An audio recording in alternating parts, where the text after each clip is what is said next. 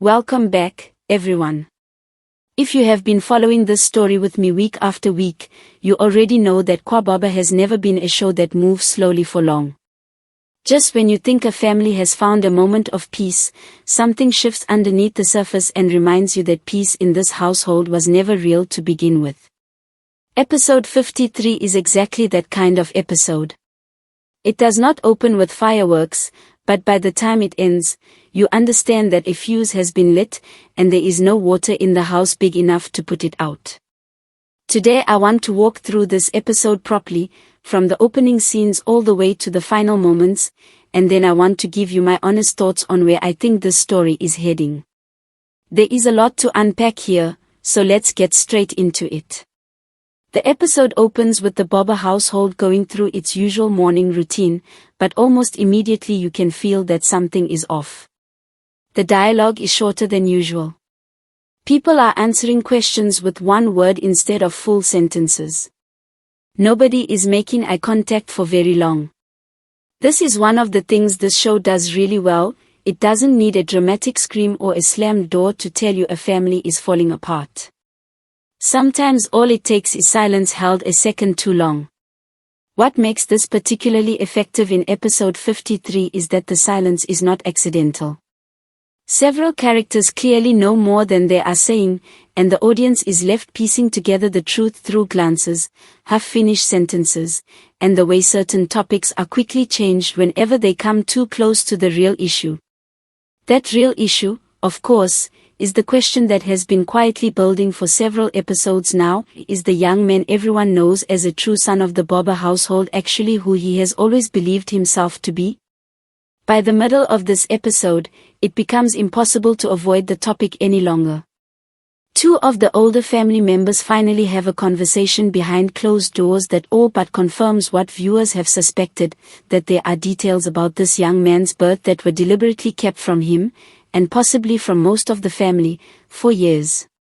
The show is careful not to hand us the full truth in one go. Instead we get fragments. A comment about the arrangement they made back then. A reference to a promise that was supposed to protect the family name. A warning that, if this comes out now, it will destroy everything we built. That kind of writing is what keeps me coming back to this show. It respects the audience enough to let us do some of the guessing ourselves. One of the strongest ideas running through this episode is the idea that a family name can be both a gift and a cage. For the young man at the center of this storyline, carrying the Baba name has meant status, opportunity, and belonging. He has grown up inside a business empire, been given responsibilities, and been treated as someone with a future secured. But episode 53 quietly asks a very uncomfortable question: what happens to all of that if the blood connection turns out to be something other than what everyone assumed? This is not just about paperwork or family trees. It's about identity.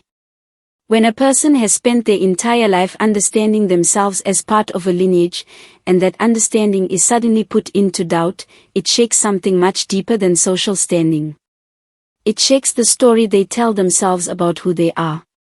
What I appreciate about this episode is that it doesn't rush to answer that question for us. Instead, it lets us sit in the discomfort along with the characters.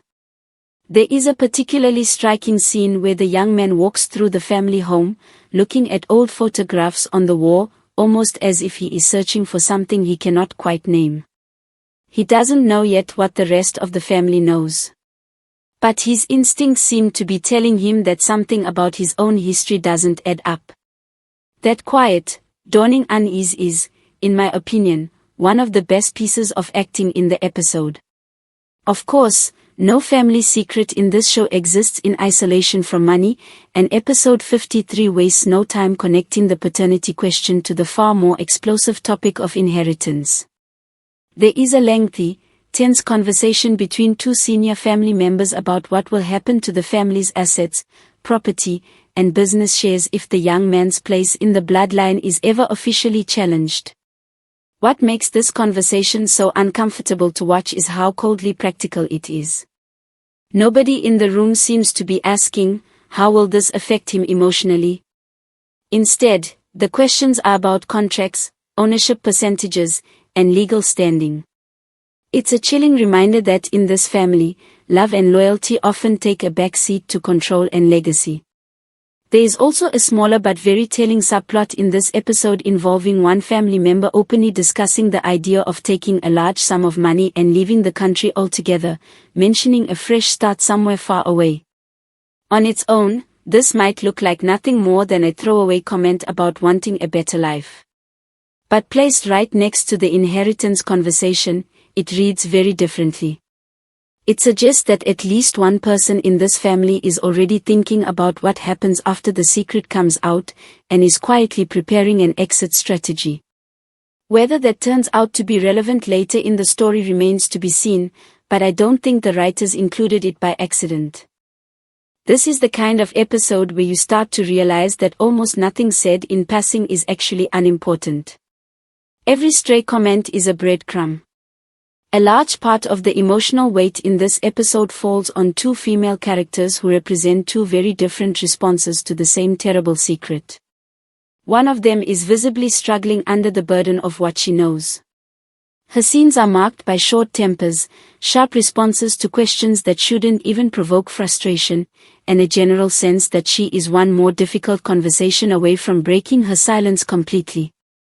You can tell that keeping this secret is costing her something. Every day she says nothing is a day she has to live with the guilt of protecting a lie that is hurting someone she clearly still cares about. The other woman takes the opposite approach. Her priority throughout the episode is control. She is the one trying to keep the household calm, trying to keep conversations on safe topics, trying to make sure nothing slips out before the family is ready, if the family is ever truly ready. Watching these two women interact is fascinating, because their conflict isn't really about who is right or wrong. It's about two completely different definitions of protecting the family. One believes protection means honesty, even if it's painful. The other believes protection means silence, even if it's exhausting to maintain. By the end of the episode, it's clear that this tension between them is not going to resolve quietly. If anything, it feels like these two characters are on a collision course, and when they finally clash directly, it is going to be one of the most important scenes of the entire season.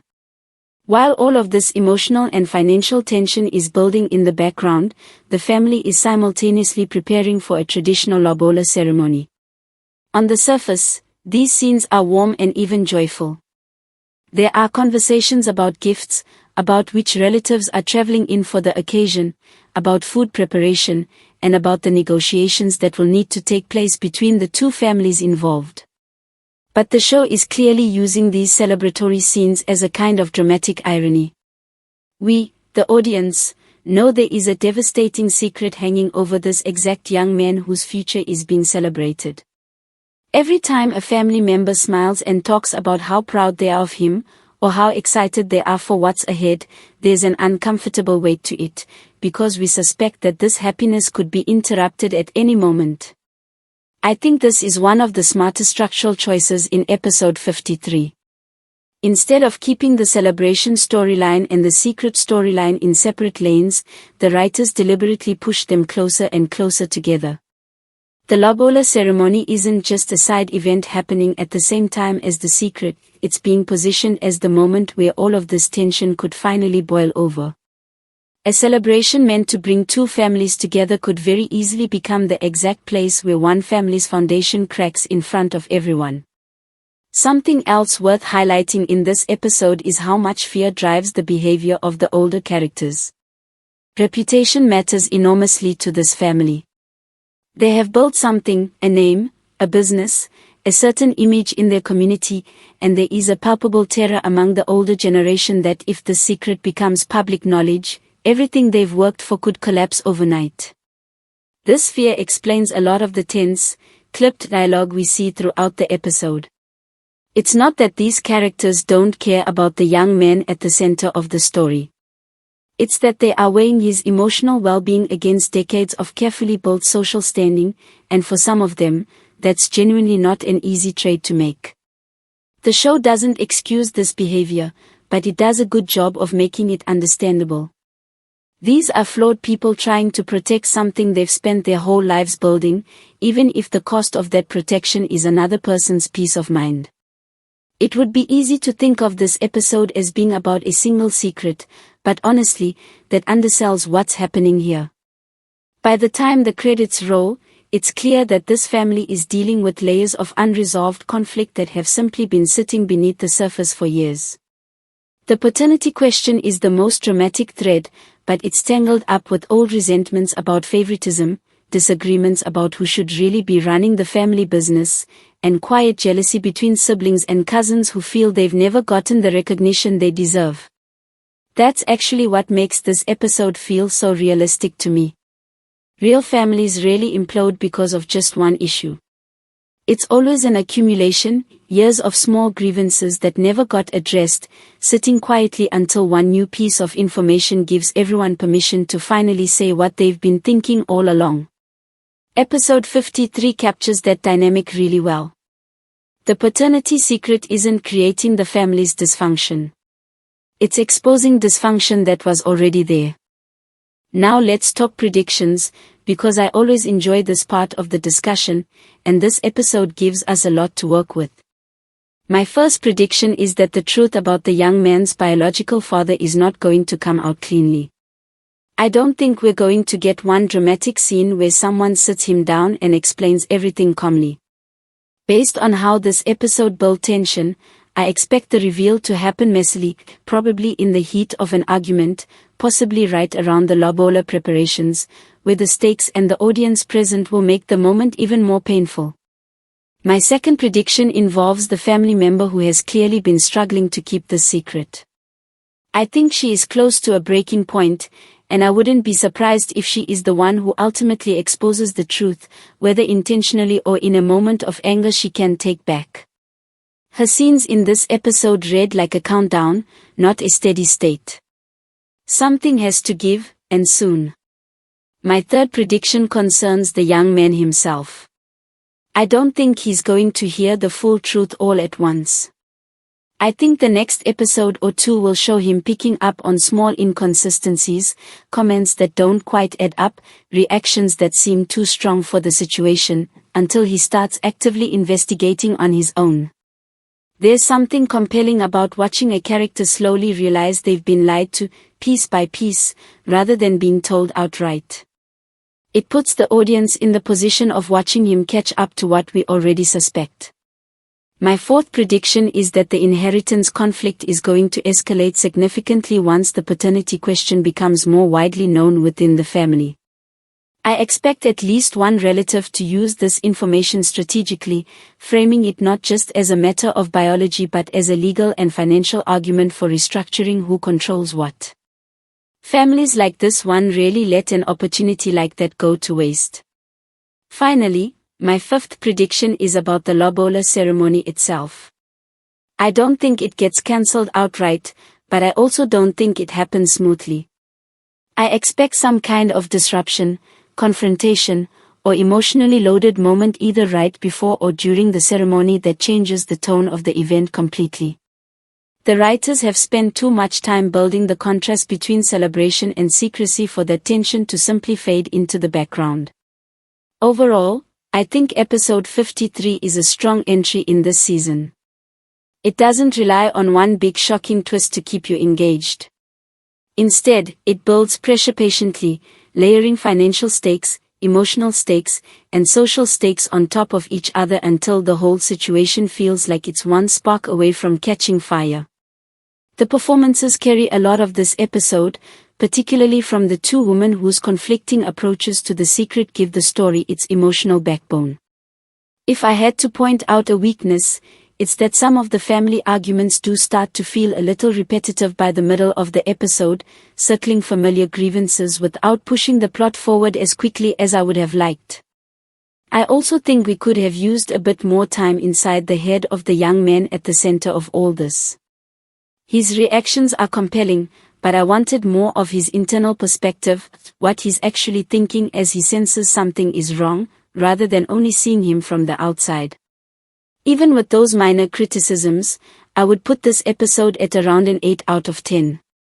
It succeeds at doing exactly what a strong mid-season episode should do. It doesn't resolve anything, but it makes you desperate to see what happens next. So now I want to hear from you. Do you think the truth comes out before the Lobola ceremony, or during it? Who do you think finally breaks the silence? Is it the woman who's clearly struggling to keep the secret, or someone else entirely?